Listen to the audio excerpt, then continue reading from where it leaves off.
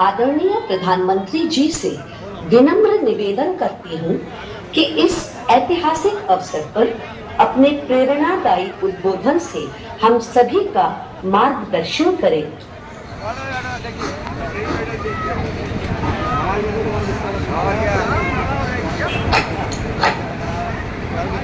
नमस्कार। देश के रेल मंत्री श्री अश्विनी वैष्णव जी कार्यक्रम में देश के कोने कोने से जुड़े केंद्रीय मंत्रिमंडल के अन्य सदस्य,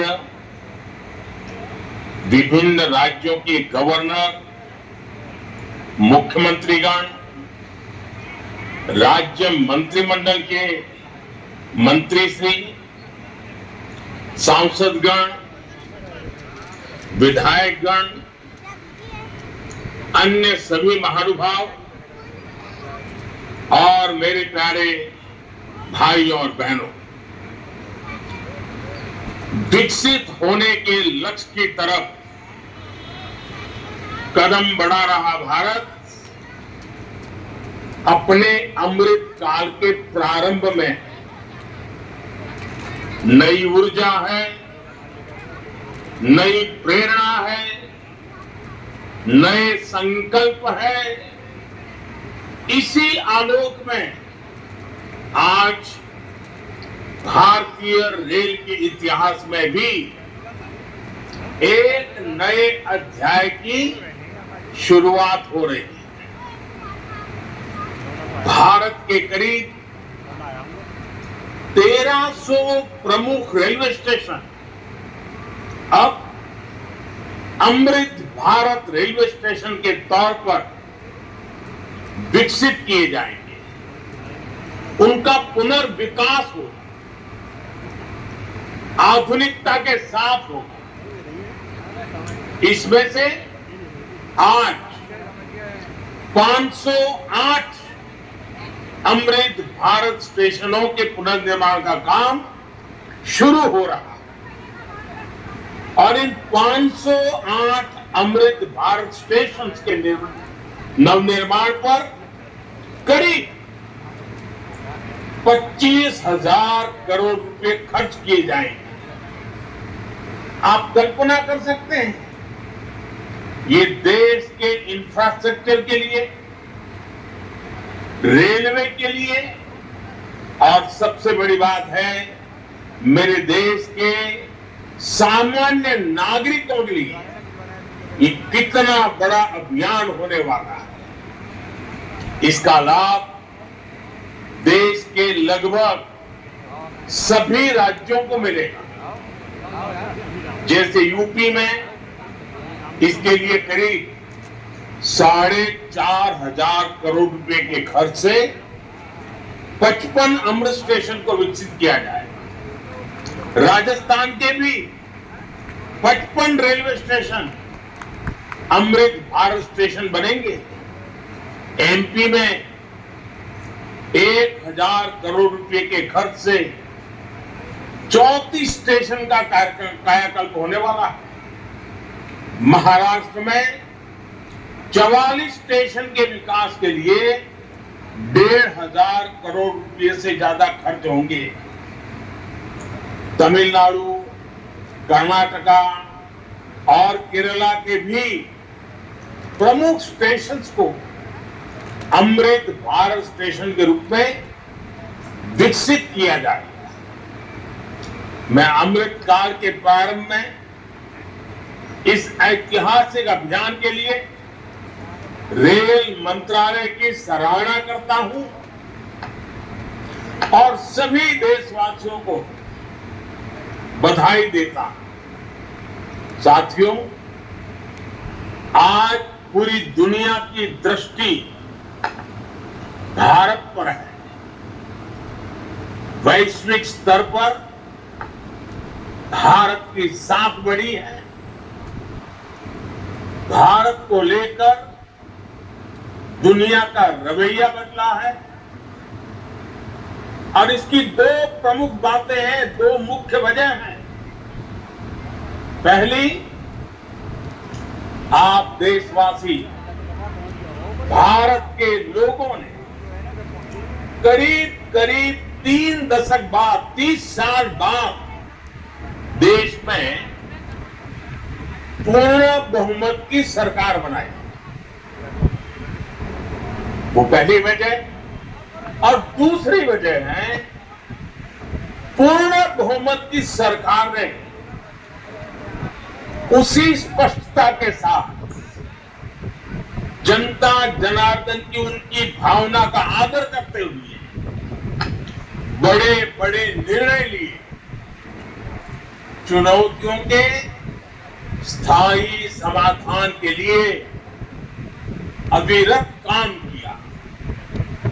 आज भारतीय रेलवे भी इसका प्रतीक बन चुकी है। बीते वर्षों में रेलवे में ही जितना काम हुआ है, उसके आंकड़े, उसकी जानकारी हर किसी को प्रसन्न भी करती है, हैरान भी कर देती है।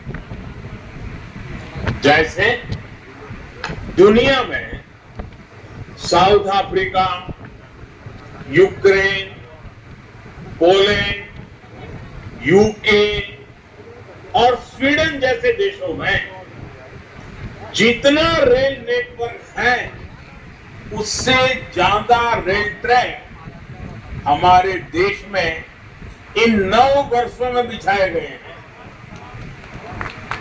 अब कल्पना करिए स्केल। साउथ कोरिया, न्यूजीलैंड और ऑस्ट्रेलिया जैसे देशों का जितना रेल नेटवर्क है, उससे ज्यादा ट्रैक भारत ने अकेले पिछले साल बनाए हैं। 1 साल में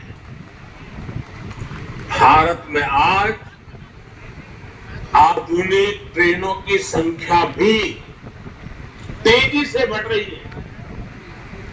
आज देश का लक्ष्य है कि रेलवे की यात्रा हर यात्री के लिए, हर नागरिक के लिए सुलभ भी हो और सुखद भी हो। अब ट्रेन से लेकर स्टेशन तक आपको एक बेहतर, एक उम्दा से उम्दा एक्सपीरियंस देने का प्रयास है। प्लेटफॉर्म पर बैठने के लिए बेहतर सीटें लग रही हैं, अच्छे वेटिंग रूम बनाए जा रहे हैं। आज देश के हजारों रेलवे स्टेशनों पर मुफ्त वाईफाई की सुविधा है। हमने देखा है इस मुफ्त इंटरनेट का कितने ही युवाओं ने लाभ उठाया है। पढ़ाई करके वो अब बहुत कुछ अपने जीवन में सिद्धियां प्राप्त कर चुके हैं। साथियों, ये इतनी बड़ी सिद्धियां हैं, जिस प्रकार से रेलवे में काम हुआ है, किसी भी पीएम का मन कर जाएगा कि इनका जिक्र 15 अगस्त को लाल किले से करें।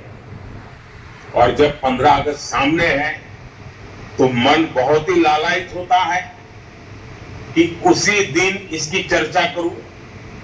लेकिन आज ये इतना विराट आयोजन हो रहा है, देश के कोने कोने से लोग जुड़े हैं, इसलिए मैं अभी ही इस बात पर इतने विस्तार से चर्चा कर रहा हूं। साथियों, रेलवे को हमारे देश की लाइफलाइन कहा जाता है, लेकिन इसके साथ ही हमारे शहरों की पहचान भी शहर के रेलवे स्टेशन से जुड़ी होती है। समय के साथ ये रेलवे स्टेशन अब हार्ट ऑफ द सिटी बन गए। शहर की सारी प्रमुख गतिविधियां रेलवे स्टेशनों के आसपास ही होती है। इसलिए आज बहुत आवश्यक है कि हमारे रेलवे स्टेशनों को नए आधुनिक स्वरूप में ढाला जाए, रेलवे की जगह का ऑप्टिमम यूटिलाइजेशन किया जाए। साथियों, जब देश में इतने सारे नए आधुनिक स्टेशन बनेंगे तो उससे विकास को लेकर एक नया माहौल भी बनेगा। देसी विदेशी कोई भी पर्यटक जब ट्रेन से इन आधुनिक स्टेशनों पर पहुंचेगा तो राज्य की, आपके शहर की पहली तस्वीर उसे जरूर प्रभावित करेगी, वो यादगार बन जाती है। आधुनिक सेवाओं के कारण पर्यटन को बढ़ावा मिलेगा, स्टेशन के आसपास अच्छी व्यवस्थाएं होने से आर्थिक गतिविधियों को भी बढ़ावा मिलेगा। सरकार ने स्टेशनों को शहर और राज्यों की पहचान से जोड़ने के लिए वन स्टेशन वन प्रोडक्ट योजना भी शुरू की है।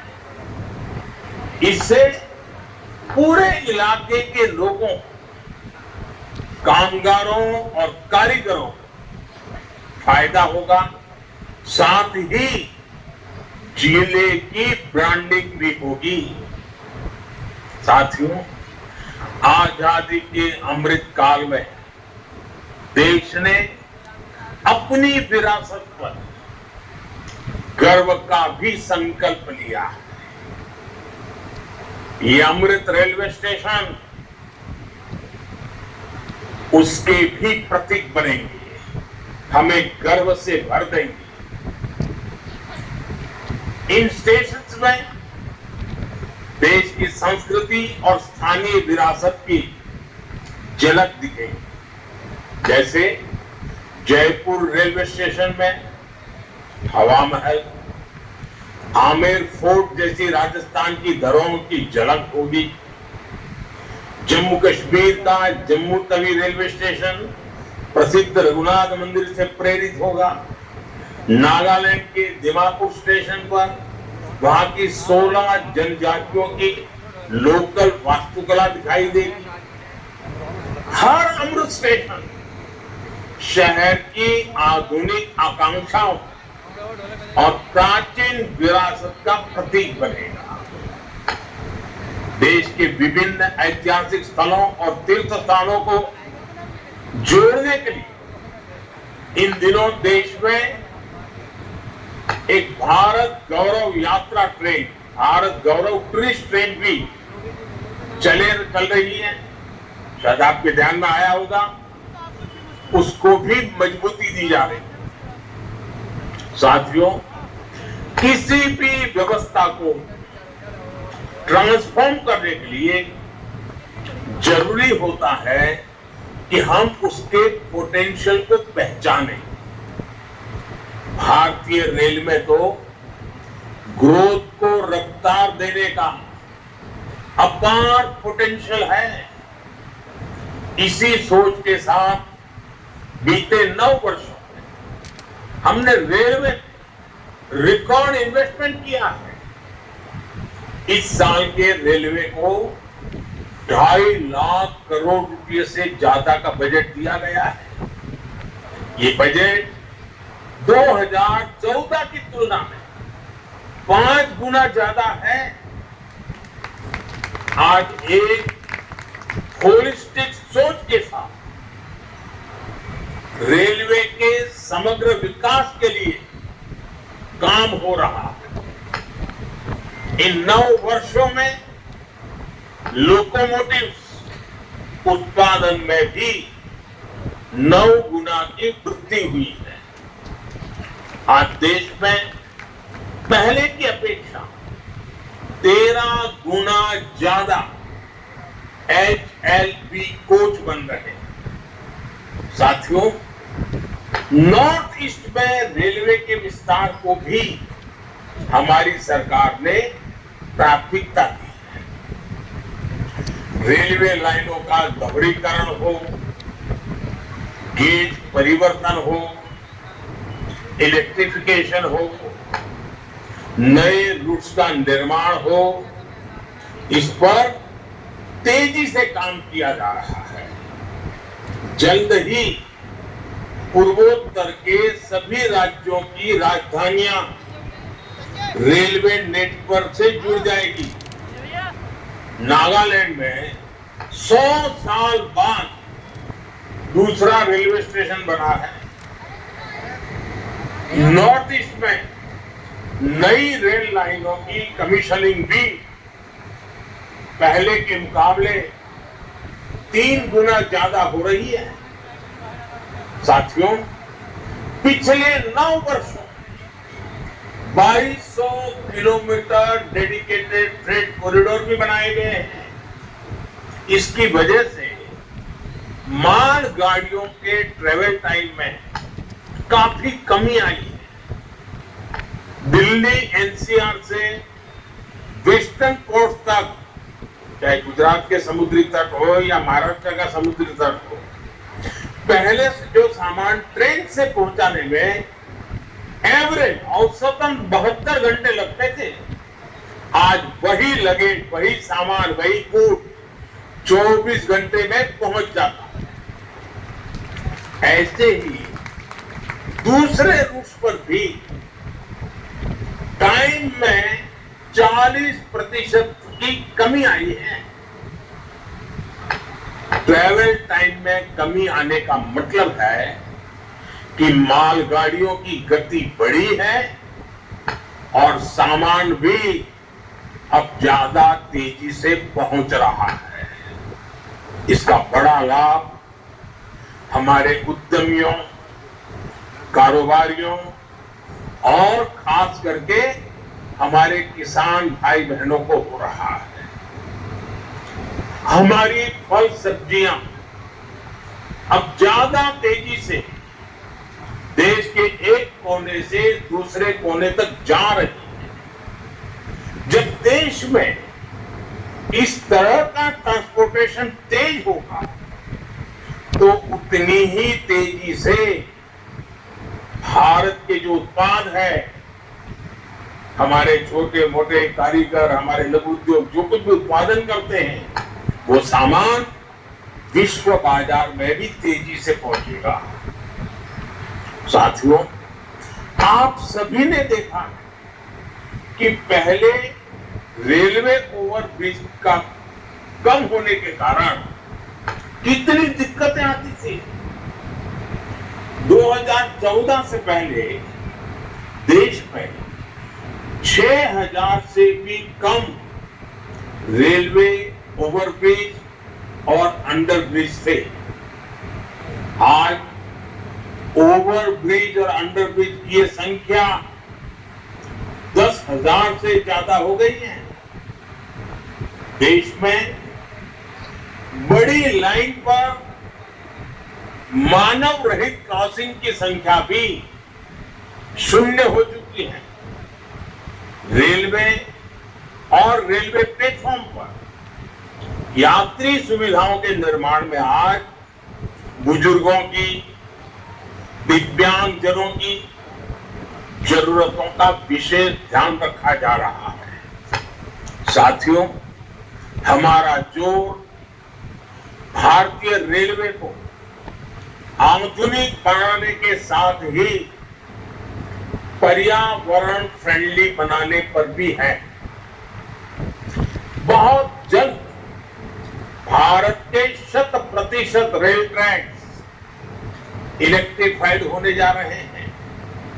यानी कुछ ही वर्षों में भारत की सारी ट्रेनें सिर्फ बिजली से चला करेगी।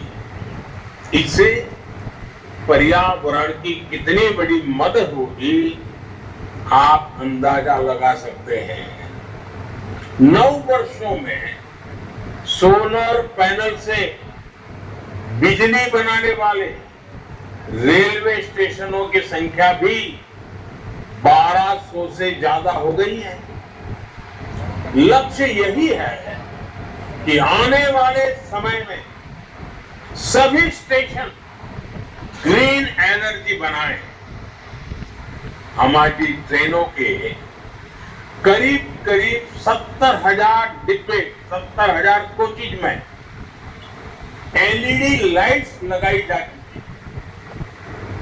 ट्रेनों में बायो टॉयलेट की संख्या भी 2014 के मुकाबले अब 28 गुना ज्यादा हो गई है। ये जितने अमृत स्टेशन बनेंगे ये भी ग्रीन बिल्डिंग्स के मानकों को पूरा करेंगे। 2030 तक भारत एक ऐसा देश होगा जिसकी रेलवे नेट जीरो एमिशन पर चलेगी।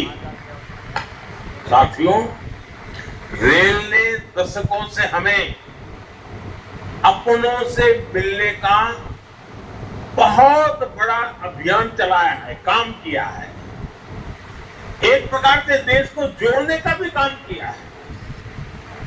अभी हमारी जिम्मेदारी है कि हम रेल को एक बेहतर पहचान और आधुनिक भविष्य से जोड़ें और रेल की रक्षा, व्यवस्थाओं की रक्षा, सुविधाओं की रक्षा, स्वच्छता की रक्षा एक नागरिक के नाते उस कर्तव्य को हमें निभाना है, क्योंकि अमृत काल कर्तव्य काल भी है। लेकिन साथियों, कुछ बातें जब आप देखते हैं तो मन को पीड़ा भी होती है। दुर्भाग्य से हमारे देश में विपक्ष का एक धड़ा आज भी पुराने धरे पर चल रहा है। वो आज भी खुद तो कुछ करेंगे नहीं और किसी को करने भी नहीं देंगे। न काम करेंगे न करने देंगे।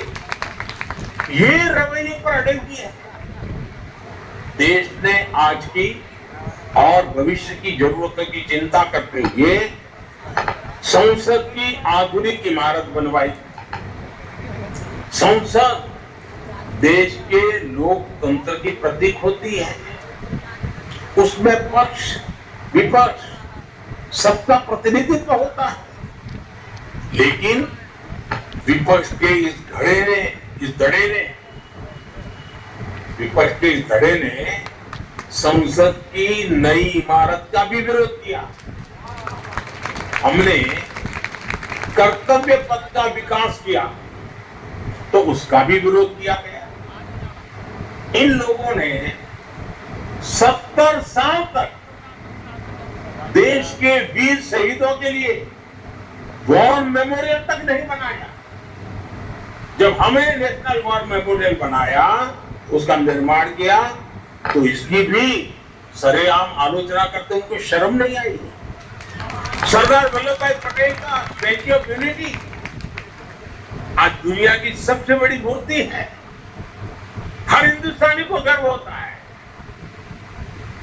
और कुछ राजनीतिक दल चुनाव के समय तो सरदार साहब को याद कर लेते हैं, लेकिन आज तक इनका एक भी बड़ा नेता स्टैच्यू ऑफ यूनिटी में जाकर के सरदार साहब की भव्य प्रतिमा के न दर्शन किए न उन्हें नमन किया। लेकिन साथियों, हमने देश के विकास को इस सकारात्मक राजनीति से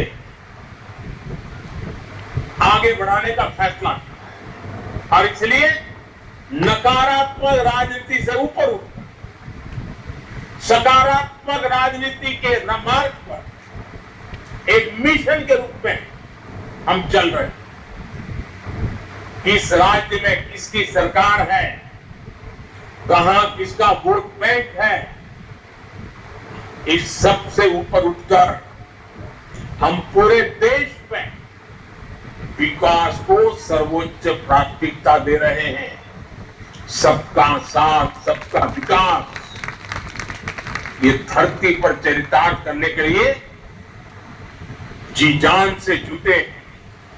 साथियों, पिछले वर्षों में रेलवे युवाओं को जॉब देने का भी बहुत बड़ा जरिया बनी है। करीब 1.5 लाख से ज्यादा युवाओं को अकेले रेलवे में पक्की नौकरी मिली है। इसी तरह इंफ्रास्ट्रक्चर पर लाखों करोड़ के निवेश से लाखों युवाओं को रोजगार मिल रहा है। इस समय केंद्र सरकार 10 लाख युवाओं को नौकरी देने का अभियान भी चला रही है।